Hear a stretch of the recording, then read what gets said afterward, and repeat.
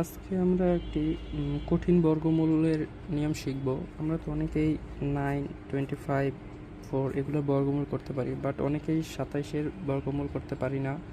27-এর বর্গমূল, তারপর 11-এর বর্গমূল, এগুলো আমি আপনাদের শেখাচ্ছি।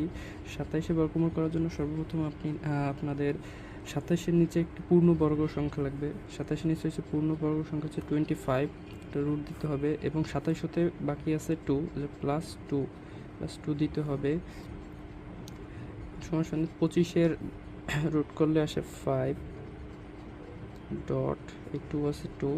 এখন এখানে যেটা থাকবে, অর্থাৎ এখানে 5 আছে, এখানে যদি 6 থাকতো তার দ্বিগুণ হতো, 5 আছে তার দ্বিগুণ, অর্থাৎ 10 সমান সমান 5 পয়েন্ট, দুটো ভাগ করলে আসে 2।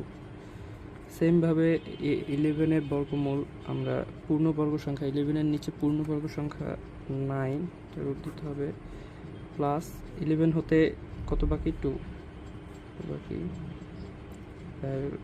3 আসে ডট, এই 2, এইটার ডাবল। আমি আগেও বলেছি যে এখানে যে সংখ্যাটা থাকবে তার ডাবল লিখতে হবে।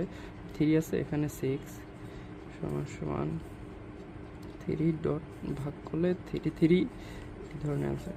এইটা আপনার সমাধান করুন নিচে।